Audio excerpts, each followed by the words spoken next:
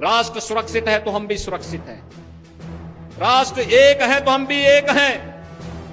राष्ट्रीय एकता के मार्ग में सबसे बड़ी बाधा यही है जो वंदे मातरम के मार्ग में बाधा है, यही बाधा है। और इनको पहचानो, इन चेहरों को पहचानो जो शासकीय योजना में हड़पने की होड़ में पहली लाइन में खड़े होते हैं, लेकिन जब वंदे मातरम गाने की बात होती है तो कहते हैं कि नहीं, हम नहीं गाएंगे। कोई मत हो, कोई मजहब हो, कोई जाति हो, और राष्ट्र से बढ़कर के नहीं हो सकता। याद रखना, हम सब के लिए राष्ट्र प्रथम होना चाहिए। बहन और भाइयों, मैं तो आप सबसे कहूंगा, हमें राष्ट्रीय एकता के मार्ग की इन बाधाओं को दूर करना होगा। ये जातिवाद की राजनीति, परिवारवाद की राजनीति, क्षेत्रवाद की राजनीति, मत और मजहब के नाम पर विभाजन, समाज में किसी भी प्रकार की दुष्प्रवृत्ति को, जो भाई को भाई से लड़ाने की, जाति को जाति के साथ लड़ाने की, एक क्षेत्र को दूसरे क्षेत्र से लड़ाने की, किसी दुराभिसंधि पर आधारित हो, उसको कतई हमें स्वीकार नहीं करना चाहिए, कतई स्वीकार नहीं करना चाहिए। याद करना, यह देश का इतिहास इस बात का गवाह है, और मैं बार बार इस बात को कहता हूं, ये जो देश गुलाम हुआ, ऐसे ही नहीं गुलाम हो गया था। पहले इस देश में आकर के विदेशी ताकतों ने, विदेशी विधर्मियों ने इस देश में आकर के पहले हमें आपस में लड़ाने का काम किया था, जाति को जाति से लड़ाने का काम किया था। जातीय सेनाएं खड़ी की थी।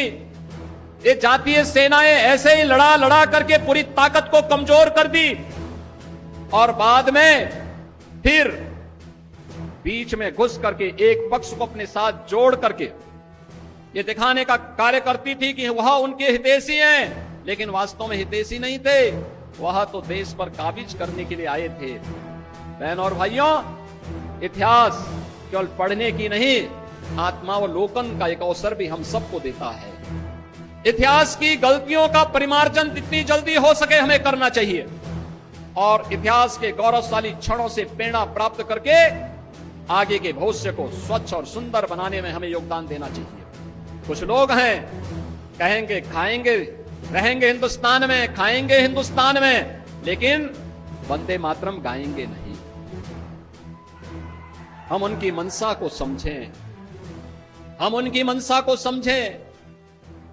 ये बाध्यकारी नहीं है, लेकिन यह समझने की विषय वस्तु भी है। जो लोग वंदे मातरम का विरोध कर रहे हैं, वे भारत माता का विरोध कर रहे हैं। यह किसी व्यक्ति के लिए नहीं,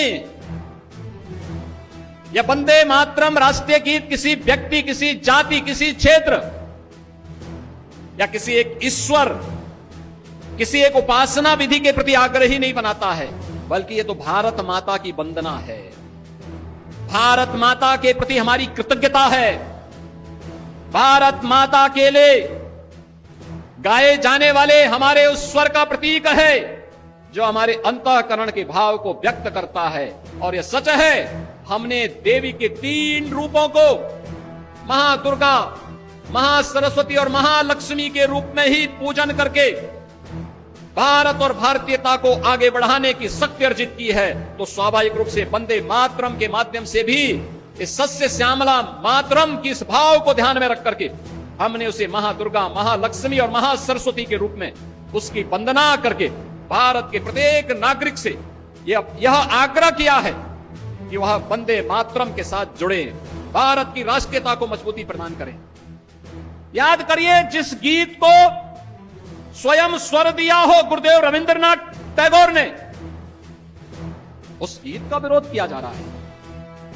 भारत का क्रांतिकारी जिस गीत को गाकर के फांसी के फंदे पर चूमता था, उसका विरोध किया जा रहा है। भारत की एकता और अखंडता का प्रतीक जो गीत है, उसका विरोध किया जा रहा है। इस विरोध के लिए कोई जगह नहीं होनी चाहिए, हमारे यहां कोई जगह नहीं होनी चाहिए। और इसीलिए मैं आप सबसे अपील करूंगा, बहनों और भाइयों, कोई मत हो, कोई मजहब हो, कोई जाति हो, और राष्ट्र से बढ़कर के नहीं हो सकता। याद रखना, हम सब के लिए राष्ट्र प्रथम होना चाहिए। बाराबंकी के सभी नागरिकों से मेरी अपील होगी, याद करना, व्यक्तिगत रूप से भले ही हो सकता है, व्यक्तिगत रूप से किसी व्यक्ति के साथ कोई आपसी मनमुटाव हो सकता है, लेकिन राष्ट्रीय सुरक्षा और राष्ट्रीय एकता के मार्ग में कभी भी हमारी व्यक्तिगत दुश्मनी और मित्रता बाधा नहीं बननी चाहिए, कभी नहीं बननी चाहिए। जब भी राष्ट्रीय एकता की बात हो, हम सबको अपने मतभेदों से ऊपर उठ करके राष्ट्र के प्रति समर्पण और राष्ट्र प्रथम भाव के साथ अपने आप को एकता के सूत्र में बांधने के लिए, जिससे भारत एक बन सके, श्रेष्ठ बन सके, और प्रधानमंत्री मोदी जी की मंशा के अनुरूप जब ये देश अपनी आजादी के 100 वर्ष पूरे कर रहा होगा, तब विकसित भारत के साथ साथ विकसित उत्तर प्रदेश, विकसित बाराबंकी के सपने को भी हम साकार कर सकें।